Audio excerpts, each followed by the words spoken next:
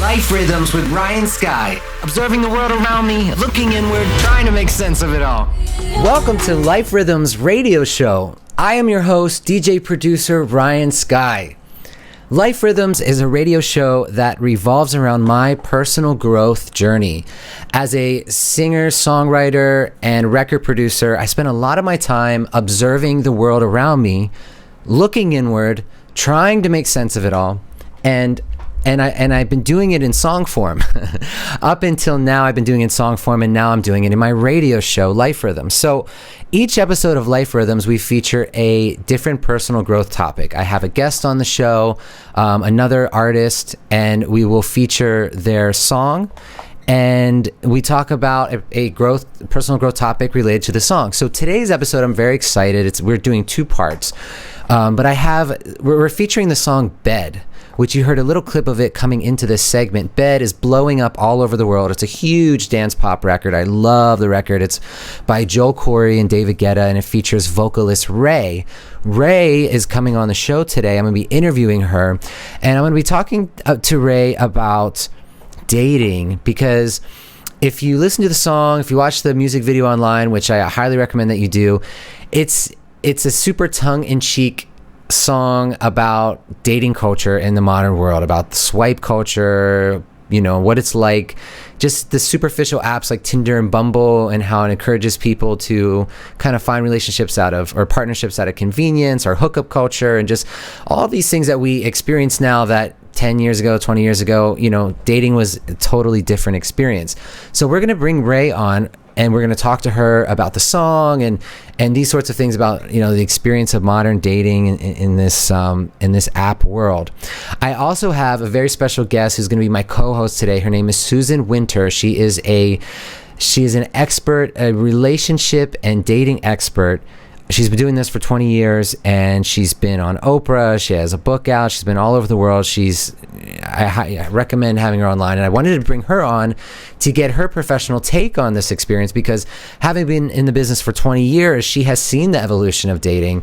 And so what we're going to do is, in segment one, I'm going to bring Susan on, and we're going to talk about this very topic. And then segment two, I'm going to bring RAYE on, the vocalist for the record, and we're going to get her experience dating. We're going to talk about the single and all of those sorts of things. She's a British singer-songwriter from London. You may have heard her on songs by Jax Jones, like You Don't Know Me. And she was on a record with Rudimental. She's had number 6 on the singles charts, number 4 on dance charts. She's just doing lots of collaborations, and I love her voice. I love her energy. I'm so excited to have her on. Susan, same thing. Love her energy. She's authentic. She really knows what she's talking about, and it's going to be such a pleasure to talk to the both of them. So we're going to take a quick break, and when we get back, we are going to dive into this topic right here on Adobe Radio. Welcome back to Life Rhythms Radio Show. I am your host, DJ producer Ryan Skyy. So excited for this episode today. We have a special guest with us coming up later. This is a 2-segment part interview, and we have special guest RAYE, who's the vocalist on the record Bed, which you just heard a little clip on coming into this opening segment. It's one of my favorite songs at the moment. I love the production and the lyrics, and particularly when we bring RAYE on, we're going to talk about her experience. If you haven't heard, so we just played a little clip of Bed, but if you haven't listened to the whole song, it's more or less about dating in the modern world, and kind of what our experience is about using dating apps, and how it's changed over the years. We're in swipe culture now. So I have RAYE coming on in segment 2, but for segment 1, I'm very excited to have a special guest with me today who's going to be my co-host, and that is Susan Winter. She is a dating expert, and I have her with me today. Hi, Susan. Hey, Ryan, how are you? This is so much fun. I've been seeing you on Instagram, and now I get to talk to you in person. I love it. So excited to have you on today and hear your perspective on this. Well, you're right. Technology and it's changed in the swipe culture. It's crazy. I mean, dating is not really getting to know somebody and forming an opinion. Dating is look and an impulse buy, like look, shop, buy, check it out. That's the way. It's like an Amazon. It is experience, right? Yeah, it is. And so how long have you been in this sphere of working with individuals in the dating concept, or in terms of helping with their love lives and coaching? How long have you been doing this for? This is about 20 years. Ryan, this was an accidental career. I had retired in my late 30s, moved to a golf course, built a home, thought I was done, thought I'd be a consultant. What kind of consultant? It was a different industry? Yeah. I was in financial news, and I did a lot of on-camera work for companies, corporations. And so I left the company that is now CNBC. It was called FNN. Okay. And I just took all my chips and built a home about an hour outside of New York to get away from the crime. And there's this gorgeous guy in my gym, and I'm like, oof. And I thought he was a couple years younger. I looked about 31. He looked about 26. As it turned out, I had flipped from 39 to 40, and he flipped from 18 to 19. And all hell broke loose in this little, tiny, rural town right off the Appalachian Trail, an hour outside of New York. And I wouldn't give him up just because people had a reaction to it. But remember, this was so far from New York. This was not no bus line, no train line. And it was that experience of the hatred and the victimization and the cruelty inflicted by that community. I felt like I was living through an episode of Black Mirror or The Outer Limits. I mean, I knew it was I knew they wouldn't understand it, but I didn't want them to stop something that was real. So the bottom line is I eventually, 7 years later, wrote a book about this kind of discrimination of older women who happen to love a younger man who also loves them. And that kind of pushed me onto the stage of, Oprah and everything else. I mean, I didn't have a publicist. I didn't expect to be here, but I had something to say. And that's how I ended up here. When you talk about the world being shaken and the experience, I could see it going one or two ways. I could see it either adding tons of stress onto that relationship to the point where it doesn't work out, but I could also see it bringing you close together because it's kind of like us against the world. What was the experience like? I would have preferred that it had been the latter, but it ended up being the former. It really ripped him apart. He was very close to his family, and they basically said, it is her or us. And when he chose me, boy, did they make him pay, and he psychologically couldn't take it. Wow. Yeah. So was this was 20-some years ago? Yeah. It was 95 to about like 2000, 2002. Okay. Something like that, 94, 95. So it was a different time period. It was in a very remote location. New York, nobody bat an eye, but there they did. And it was, it's funny how life will sometimes kick you to where you need to be. I thought I was done. I was looking to keep in the industry. I was doing my spiritual stuff. I was kind of looking for projects, but I didn't really see this coming. And believe me, I didn't sign up for it like, oh, young guys, I want that. That's my category. I want to be known for that. Never saw it coming. And sometimes you get something and you're like, oh, okay, if it's this bad for me, how would it be for others? And so I had something to say. If I had been toying with him and only using him, it would have been fine. Nobody would have minded. The fact that we loved each other, that was an issue. So that was an issue for me. We could have been a gay couple 10, 15 years earlier or 100 years earlier. Yes. We could have been an interracial couple. It was just a new terrain, same discrimination. And so I wrote a book, and then the book just went internationally. And so did you start hearing from other people who had similar experiences? Yes. And so I had to interview 200 couples in order to justify. I mean, the publisher kept saying to me, well, how do you know it's true? And I said, well, I lived it. And she said, we need more examples. So they needed 200 couples, and boy, we found them. How They did you came find out of them? the woodwork. I was going to say. Oh, it's so weird. Everybody had somebody. It's like shaking the family tree for an alcoholic. They all start coming down.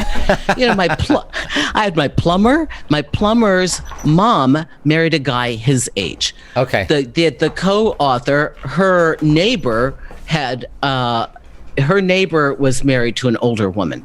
It just went on, and we had to do it very discreetly. We didn't want people to know that we were doing this. We were unknown writers.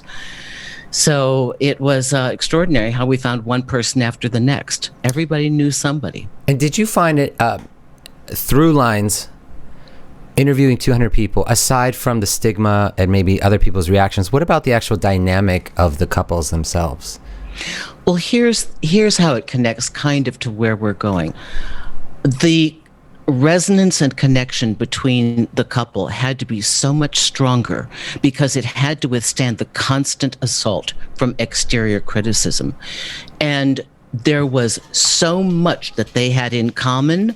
Externally, they might look that they're not a fit. And yet inside they were woven together in this unbelievable resonance. And so that began my process of thinking outside the box. Okay. And reforming relationships and coming from a more truthful position, a more authentic position, because I wasn't doing what was expected of me. I did what my heart said was right. I did what felt real. And when I did, I walked against the crowd and I saw the price I paid for it. And then I realized how we are all misled by having to be right or perfect or good for somebody else's opinion, and that maybe we're missing a truthful love that's real for us, and limiting ourselves. And that this person is going to act in a certain way or treat you in a certain way, or you're going to have the same sorts of problems that maybe somebody else had with you. Those are kinds of that's challenging. And I guess when you're dating somebody young, I can see that they'll be pure and they're open and they're just excited, and but maybe also too they haven't had a chance to learn some of these like, what about communication styles and being able to talk through things, and being him being aware of himself and his behaviors and patterns, and like, were those things you had to teach him? Yes, he was open, but at some point in the relationship, it got to be that I was looked at as more of a parental figure, and then he got to be the errant, petulant child, because there's a lot of resistance. Part of growing up in a relationship is that you'd like to come in as two adults. Yes. And it was very clear that the wealth of information I had accumulated and self-awareness was kind of over the top. And so he came in like a blank slate, and it was a lot for him to take in. He was very intelligent, but it was a lot. It was just a lot for him on every level. I can relate with my last relationship. Same sort of thing. 10 years younger than me, and very, very smart, loving, sweet, and I think I overloaded him with a lot of information in the beginning, and it was just it can set up a feeling of inferiority. At which point there's nothing held against it. Listen, you've never been down that road before. How would you have that information? It's like, if I'm 20 and I'm talking to somebody 70, I can't have your life experience. I can't. So it's not about a good or a bad. It's just that you don't want them to feel inadequate. And oftentimes when people feel inadequate, their first impulse is to act out and find where their strength lies. And sometimes it can be to push against you. Yes. Or find your weak spot and dig into it so that they can have some kind of equality there. Of like, okay, I may not be as experienced with relationships or communication, but I'm seeing this and this in you that you need to work on. That's fair. That's fair. That's actually what happened in my case. But you know what? It was a challenging experience, the breakup, but it was also we served as mirrors to each other. That's the incredible part. He was a mirror to me. But you're aware. See, Ryan, you're aware. Most people are just like, "Oh, he was a dick. I didn't like it." But you're saying he was a mirror. That's really aware. But I was surprised because I spent years. So before this, I hadn't been in a relationship for. It's been 5 years between this one and the one before, and I purposely did not commit. And I dated with the intention of healing myself, learning about myself, figuring out what I want, learning communication styles. And I thought I healed through most of it, but it wasn't until the commitment was made with this recent one that stuff came up that I didn't realize was still inside of me. I thought I worked through some certain things, but there's some things that don't come up until you're actually in the commitment, right? So that's what I mean by like the mirror was there, and I was like, oh wow, I actually still need to work on this. I need to work on that, and so I'm grateful for that experience. From a more evolved perspective, that is the purpose of a relationship. It is to bring up that stuff and then to find the partner who will be willing to hold your hand, say, okay, I see it too. Here we go. We're going to do this together. Yes. And that's supposed to be what happens. And it's such it could be a beautiful thing if you're able to stay and work through it together. You're healing each other. You're helping each other heal, and that's such a beautiful thing, right? Exactly. That's why we're drawn into relation. I mean, I think that's the ultimate game plan. I think we get sidetracked. We think, oh, they're so hot. Oh my goodness, I'll have this life. Oh, isn't it great to have a partner? I think that's all the bait that gets us in the design. I think it's actually the inherent message within relationships is to foster our evolution as a human being, to become more aware of who we are, and then through the vehicle of coupledom to refine ourselves and evolve. I think that's what I feel it is. Yeah, that's beautiful. So listeners, if you're just joining us, just a quick recap. We have Susan Winter with us for this first segment. She is a dating and relationship expert and coach. And we're talking about the modern dating and kind of the evolution of it. Susan has been doing this for 20 years. And I'm curious, Susan, so 20 years ago, we didn't have apps. We weren't able to swipe each other, right? We had the traditional, you run into somebody or you go to a bar. And I would really love to know your take on how have you seen dating evolve over the years? After I wrote the book, I was done. I didn't mean after the first couple of years, Ryan, I was going to get out. I'd done all the press. I mean, they all came to me. I didn't have a publicist, didn't have a website. They found me. I did everything from New York Times to Oprah. I was like, I'm done. I thought the message was out there. I'm done. And then I looked at the world around 2003, 2004. Everybody's hooking up. They're not really mindful of what they're doing. They're just kind of like taking this body, throwing it in a bed, and then to withstand, right? And to withstand the emotional impact, the goal of many people was to pull out their emotions and bury them. Like throw the body in the bed and don't feel anything. That was the goal. Wow. Well, because how can you withstand that cycle otherwise? And so the hookup culture really started to affect people's self-esteem. And then the dating apps on top of that, because you have a permissiveness to just do this now. And then the new word every week of bad behavior, whether it's ghosting or haunting or, I don't know, window shopping, that was mine, or who knows what, window shopping, how do you describe that? Oh, that's when they're flipping through. That's my term for, there's a difference between a shopper and a window shopper. Like a real buyer goes in, they know what they want, they get it, they make the purchase. The window shopper's like, how much does that cost? I don't know. Can you take that? What's that? What about the one in the back? They just waste your time and they're not going to do anything. It's like the people on the apps that chat you up, they leave. They chat you up, they leave. They chat you up, they leave. Yes, they're window shopping. Yes. If they knew what they wanted, they'd make a move. They'd move toward it consistently, right? So there's a lot of this weird behavior that happens. And we've gotten, it's weird. The swipe apps were designed as an improvement to cut to the chase, because people were not reading profiles anyway. They know human nature. You're shopping with your eyes. You like what you see. Maybe read the profile, maybe you don't. And it was to cut through the chase and just, okay, let's see if we have a connection when we meet in person.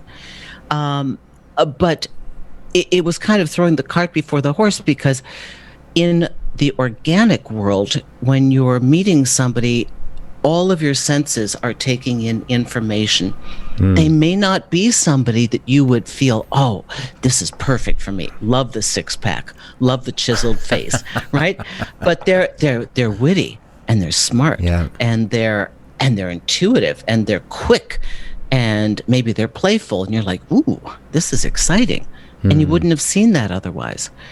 It's thrown things into hyperdrive. Yeah, what about the fact that we have access to more choices than we have ever have before? God, it's so weird. I'm doing that next week in a live show on YouTube. The paradox of choice. Okay. There is so much choice that you tend to never make a selection because you're overwhelmed. There's this thing, you've heard of FOMO, right? Now there's FOBO, fear of a better option. So I can't tell you how many people are dating multiple people, and everybody thinks that maybe they've got a chance to get the slot of partner, right? But they're just all kind of on simmer on the stove, and this cyclic thing, because if I choose this one, oh, look at that. That's better. Maybe that's going to be better. There's just too much. It's like emotional ADD. I mean, we just have too much of it. Yeah, it's when you have so many options, you almost go into freeze mode because you're overwhelmed. You're overwhelmed. And I'm out in LA, and I hear comments all the time about how people say it's so difficult to date in LA because people. So I lived in New York, where you're at. I was there for 7 years, dated in New York, and now I've been in LA for I think like 4 years. The cultures are very different. From my experience is that and maybe this is just my personal experience, but when I was in New York, I noticed that people were quick to write you off, but they were also quick to they were also more willing to commit. Whereas in LA, the experience is like people are happy to go on dates, and they're happy to spend time and to go on dates. So they don't write you off as quickly, but they're also way less likely to commit. There's almost like an opposite kind of effect. It's like, yeah, like they'll keep dating, going out with you, but they'll never want to take it to not never. I mean, I've been in a relationship out here, and I've seen other people successfully dating out here. So I don't want to speak in, these terms where like this is how it is for everybody, but just kind of culture-wise, I notice that people are happy to engage with you out in LA. They're happy to go out with you, but it's almost like grass is greener syndrome. They're not quite sure if they're willing to commit because there could be someone right around the corner. So they're kind of just like keeping their options open.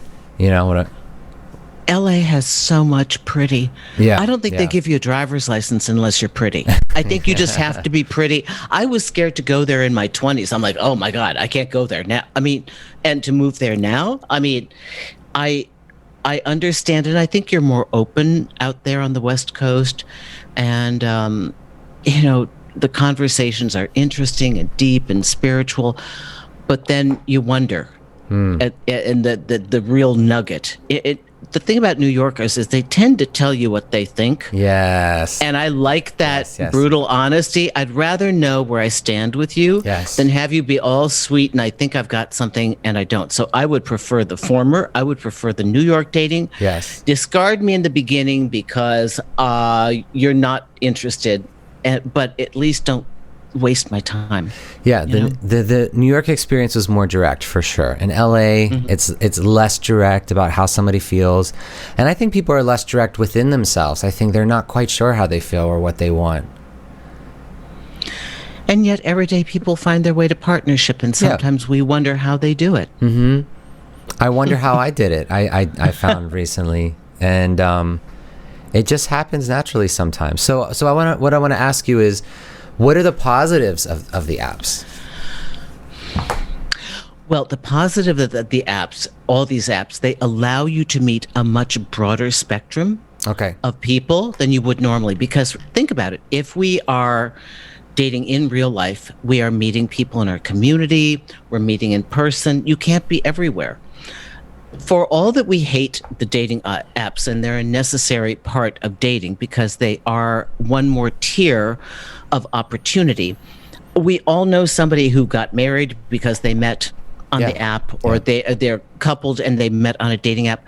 So my girlfriend was just about to get off Bumble, and she's like, "That's it. They chat me up, then they will go away." She was exhausted, and some guy came in that was way out of her territory of how far she wanted to go, but they were a match, and she had signed off. And for some reason or other, he did all the right things. He didn't just want to chat back and forth. He said, "Hey, do you want to get on a phone call?" She said, "Oh my God, yes." Yeah. They met that weekend. Boom. That was it. Beautiful. Because they both had spent enough time that they knew what they wanted. And when they saw what they wanted, they were able to make a move. Because part of the one good thing about online dating and all these apps, they teach you very quickly the nonsense you don't want to put up with. Yes. Right? yes. And the minute you see it, you're like, no. And you can even tell a little bit about someone's personality by what they put in the profile. For example, I can tell if it's an avoidant personality based on some of the things that they say or don't say. Really? Yeah. Really? Yes. Like, what are the clues? Well, we're coming to the end of the segment, unfortunately. Okay. But just to give you like a quick example, I dated I dated somebody last year. Eventually came to find out that he had an avoidant personality. When I thought about the profile said something like, "Yeah, I'm just here for the cat photos," or something like that. It was very like no mention of who he is, what he wants. It was very just like, "Yeah, I'm just here for the cat," like casual and just kind of avoiding, Okay, he was unclear and indirect. And when we met, when we met for our first date, he was wearing like sweats, like gym clothes or something. Oh, puts a lot of effort into the preparation, right? So really avoiding things going, Yeah. So it makes sense. So yeah, we are actually coming to the end of our segment together, and it goes by fast, right? Yeah. It's so fast. But it's been such a pleasure to have you on, everybody. This is Susan Winter.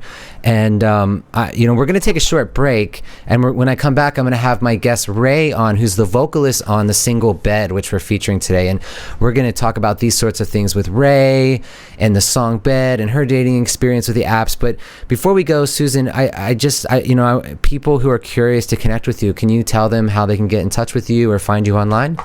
Oh, sweet. SusanWinter.net, and just go to YouTube and type in Susan Winter. You can I've got like 550 videos or something like that. I've got a lot of videos. Awesome if you content. Want some help. Thank you. Yeah. Thank you, and Ryan. I'm a fan. That's why I brought you on the show. I've watched your videos, and you know what? I'm just going to end with this. There is such an authenticity to you and to what you have to say.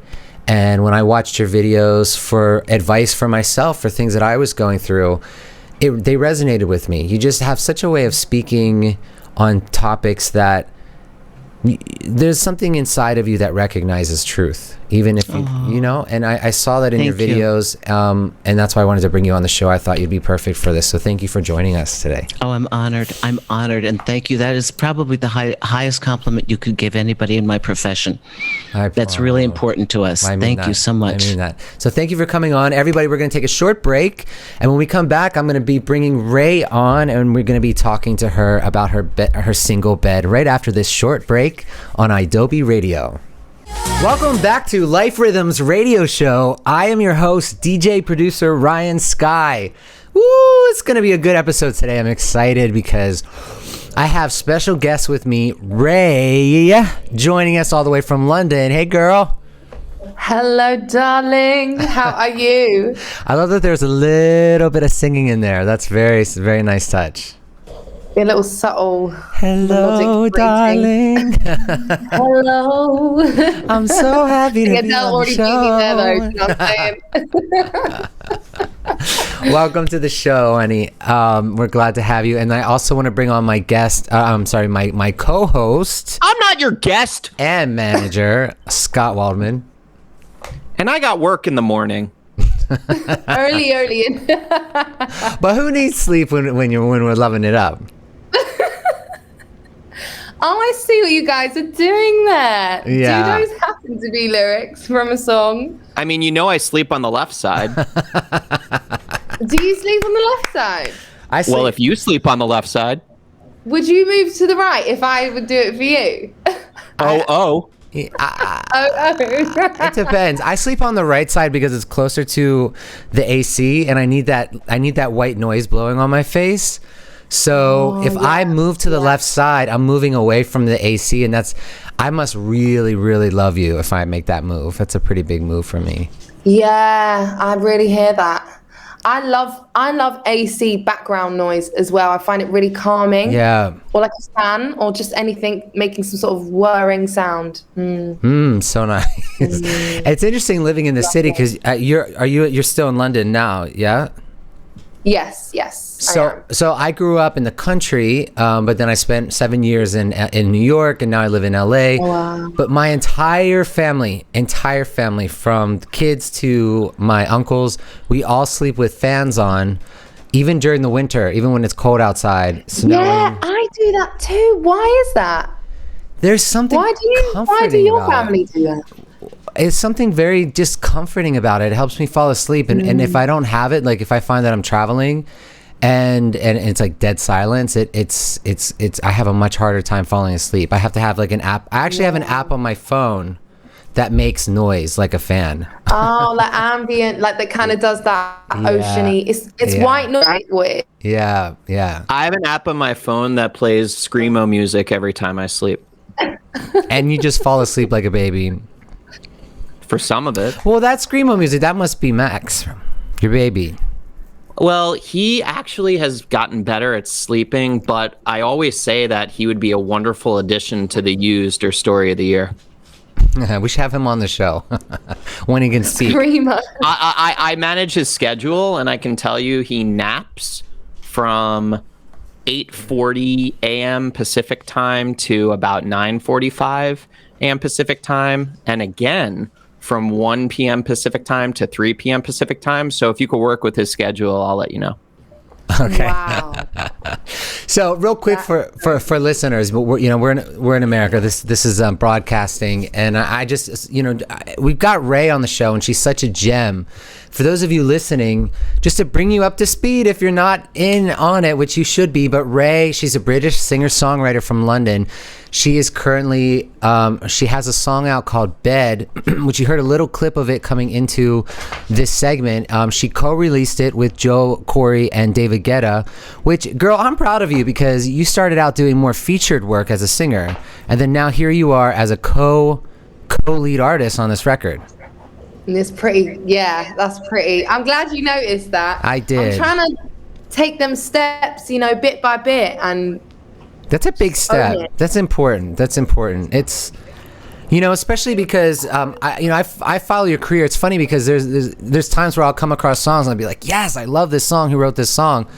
And your name will be on that list. I'm like, this girl can write. She can really write. She can write. I follow your K Rayer. Career? What?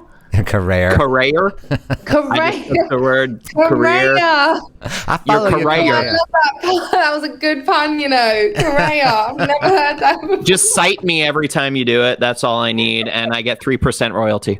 Back in November 2020, and it spawned the UK Top 10 single "Secrets" with Regard, which I'm a fan of that record. And then you also had "Regardless" out, which I've been jamming to the gym. Oh yeah, it's a good. Yeah. I mean, it's regardless of the day, describing you today. Yeah, it's so catchy. Yeah, super good. Rapture. Yeah, and it's interesting because I didn't really make the. You do have kind of a Nadia Ali vibe going on, and before that record, did you get comparisons to her? Do you know what? I never had before, but I realized when singing we both have this like gritty kind of alto tone when we sing down there. Yeah. And I was definitely Okay. But she loved it. She reached out to me actually. She said, I love the song. We're gonna catch up and like maybe make some together. I just think she's an absolute gem. Yeah, and same thing here. I did not really make the correlation between the two of you, the similarities, until I heard Regardless. Regardless. Here we go. Another word. You know what's funny is Ryan acts like he doesn't like them, but he does. I just want you to know that. Yeah. So what we're doing today is we're featuring Bed, and the last I checked, Bed is number 6 on the UK singles charts. In terms of what it is, right? Yeah, it's number. Okay. I don't know if the single charts works like the Billboard charts, whereas like on the Billboard charts, I can see where the where the single's going to be in a week or two from now. But on the actual website, they don't show you. Right. So as of what's publicly displayed, it's number 6 on the singles charts and number 4 on the dance charts in the UK. That's crazy. Yeah. And you know what's nuts is we've just started the campaign. Like we haven't even, it came out like a month ago. Usually this is the kind of time that you start an intent and doing content and, acoustic versions, but it's been received so effortlessly. So yeah, quickly and globally. And you did a couple tracks with David Guetta before. So yes. It seemed like natural to bring the three of you together. He is one of my favorite people on this planet. He is one of my best friends. I absolutely adore him. He's so great. He's up for anything, and his love for music is like that of a 12-year-old child. He is so excited and passionate, and I love passionate people. I love people who care about details and music like him. So I think that the music that one gets into when they're 12, 13, 14 can really shape their entire musical landscape. I can see that. I was thinking about it did for me. It did for a lot of my friends. I mean, it's because, and this is a theory, but I think it's because when you discover something at that age, you have a certain kind of ownership to it. Right. And you're also young and building your identity. So then it becomes part of your identity that you then take with you in later years. That makes sense. I was thinking about David last night and him being on this record, and I thought, man, it's funny because what you just said about him, because I was thinking those exact same things. I'm just thinking this dude does not need to release a single song for the rest of his life. Like, he is set. And for him to, for him to still be so actively putting out music, being part of it, he must just be so in love with the process of just making music and putting it out that he just can't stop. That was my theory, thinking about it last night. It's nuts. And I think I kind of have a feeling I'm going to be the same at this age. I feel like I'm really just going to be still just completely obsessed. You're going to be the Rame. Yeah. Well, you've been busy. You've been really busy over the past couple years. You've been featured on a lot of records. You've released, you've been featured on a lot of records, co-released, putting out your own mini album. Yeah. So, I mean, this seems like a really special time in your career. It must feel exciting for you. You know what? It is. Yeah. Both incredible and, also people, obviously, because most people are just kind of discovering me and my music for the first time. I'm still definitely, I would define myself as a new artist, but I have been releasing music for 8 years, so it's I'm 23 now. I feel like people talk all the time about the great parts. Okay. When you want a career in music, you have to put in the shift. You have to, as a woman and as a woman in dance music, women don't really be fronting dance music like that. It's a DJ, that an independent, like a woman on her own standing dance. Yeah. It hasn't been done for a while, since 2000. Right. You had Kiska and you had the, Ina. Right, and now people see the success, and it feels like an overnight thing. But you're saying 8 years. I mean, 8 years is commitment. It's commitment. Every night. It's a lot of uncertainty. Yeah, it's uncertainty. 8 years is college and med school. Yeah. Right. And being a woman on the show, I mean, we've had a lot of really interesting guests on the show. We've had, cheat codes and other guests. We've talked about women in the music industry, underrepresentation. I mentioned to you Autumn Rowe before the show, one of my good friends, and I had her on the show, and she gave me really good advice, and she was saying let the work speak for itself. She said, just quietly do the work and put it out and let it speak for itself. Yeah. Because work in silence and let the success speak. Yeah. Mm-hmm. Yeah. Because like, for instance, I'm gay. So she's like, don't be like the gay DJ. Just make great music and put it out. And then you just happen to be gay, and it's much more powerful. Yeah. Yeah.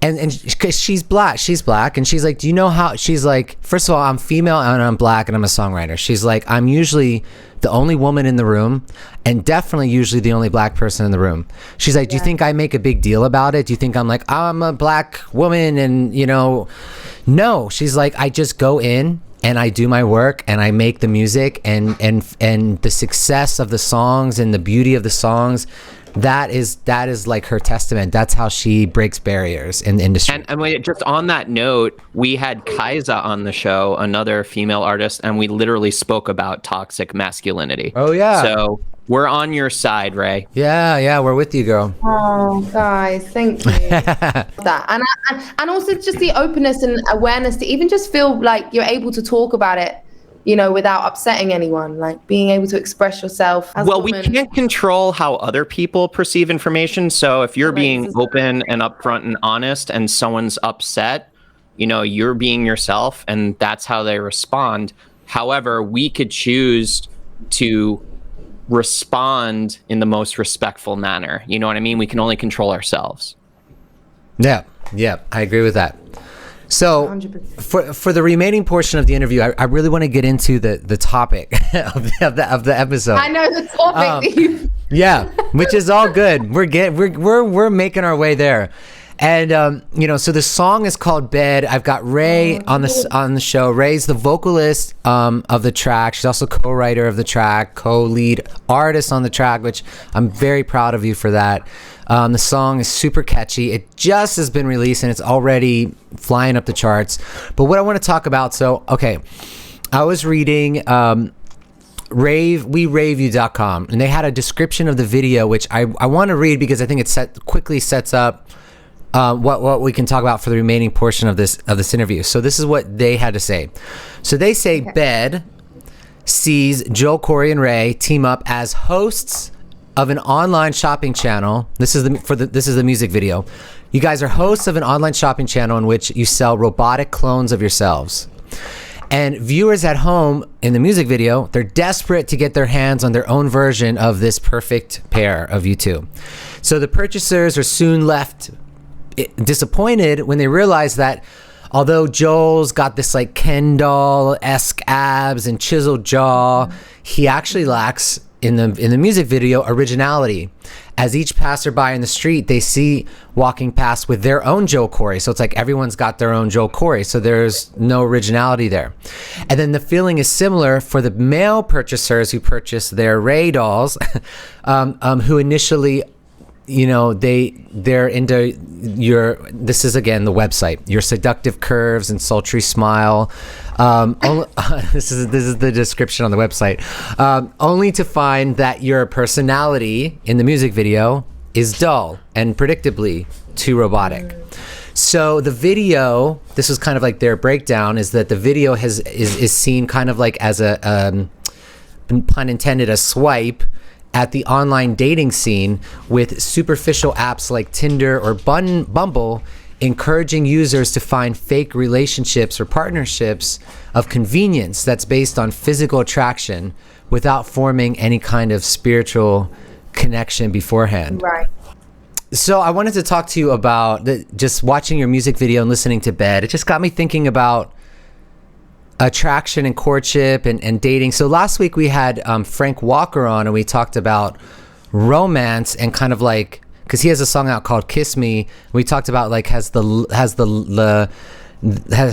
romance dying or evolving? And then I'm listening to your song, and now I'm thinking about, okay, attraction and courtship, has that, how has that changed in the age of dating? And what's interesting to me is like with you, you're young. So when you started dating, online culture, and I'm just guessing, but am I right? But online culture was already predominantly part of how you dated, right? Is that right? Right. There's so much pressure, and this is the age of anxiety and depression in our youth. Like, what social media is doing. There are so many pros and about connectivity and being able to access your fans, but obviously we are all aware of the huge repercussions. And I feel like we are going to see, like you're talking about, a huge shift. Black Mirror, I guess, in style. We don't even realize how controlled it's being. You watch Netflix shows like The Social Dilemma. Right. And you don't realize how far into the algorithm you are, and how it's affecting what you're watching, what you're seeing, and what you're not seeing. Isn't it just insane? It is. But it's also interesting too. I was reading a study that COVID has played a role in the online dating, that actually they were saying that even post-COVID, as things are opening back up, one-night stands are on the decline, and things like having a FaceTime date prior to meeting someone are becoming more popular. Yeah, so it seems like people are genuinely trying to find ways to connect beyond just the app. And I really do think it's what you put into it. So I'm curious, like, what is your experience? Do you use the apps personally, or? Yeah. Do you know what? I used to always be quite cynical about believing that it should happen the natural way, and wrapped up in my world. But I think we all are, as individuals and humans now. We're just kind of getting on with it, and we're independent, and we're, we have our routines. So I'm booking the Uber for then. This is when I'm going to do this. And then I'm going to meet my friends here. Yeah. Looking for love, you can't really schedule, I think. So I think dating apps really help in terms of the pace that we are all moving at now in the 21st century, Yeah, at any given time. Because it changes from week to week or month to month based on your schedule, if you're touring or if you're recording, or even just your mood, like if you're just getting out of something and you're depending on what you're looking for. Well, I think we're experiencing an evolution of the dating apps. It was like the wild, wild west when they first came out. It became hookup culture, but now I feel like people are finding ways to use it to have more genuine connections. I know me personally, my friends laugh at me because I got to a point where I've become super, super, super direct on the dating apps, where like I don't waste any time. If I match with somebody, like my opening message is so ridiculously direct that it's like, hey, and I basically am like, I'm dating with intention. Like, this is exactly what I'm looking for. I'm dating for something long term, potentially with the right person. Is this something you're open to at this point in your life? Like, that's like my opening. And if that turns the recipient off, then there's your answer. I'm gonna I guess pounce onto your idea with literal data. I did that approach not with the same verbiage, but with my now wife. Yeah. And she told me she admit that it was intense, because it is. She found it refreshing because I opened the door with my intentions. Yes.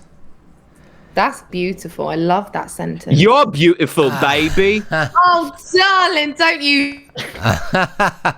But I just, because I got to a point where I wasn't direct at first, and I would be like, oh, we'll just see where it goes. But I found myself wasting my time with people that didn't want the same things, or they weren't quite a match. And I was like, you know what? I'm done with this. Like, I would much rather just be direct up front.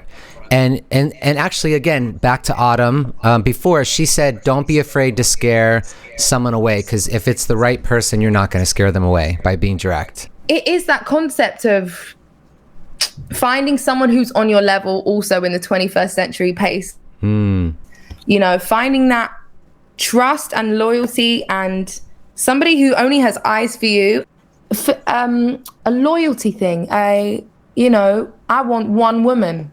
I can't seem to find that energy anywhere.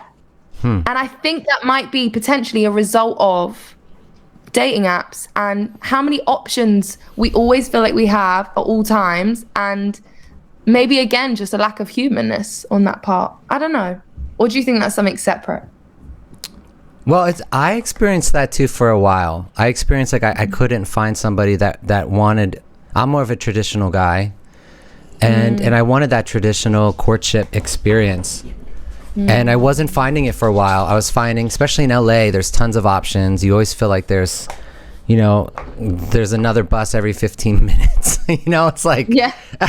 it's like always. Wow. Hey, you know what I'm saying though. I'm not saying I don't. But what I will say is that when I started to become very intentional in my mind about exactly what I wanted, and I started to speak it very early on in the dating process, I started to find that I was attracting people that were more of a match to kind of like that they were in a similar mindset for me, is when I started becoming more direct in my approach. I hear that. Yeah. I think your approach now, the way you message people, I think is brilliant. Being like, hi, are you just, and it's really polite and really beautiful. And I think that's such a brilliant, I think I'm going to take that. Yeah, try it out for yourself. See how it works for you. It's done wonders for me. It's transformed my experience with dating. And I'm sad to say that we are at the end of our episode of today of Life Rhythms. It's been such a pleasure having Ray on the show, having my co-host in part 1, Susan Winter, dating and relationship expert. Everyone, check out Susan Winter, check out Ray, and check out The Single Bed. I love it. Loved having all of them on the show today. Check it out. It's a pleasure having you. We will see you next time.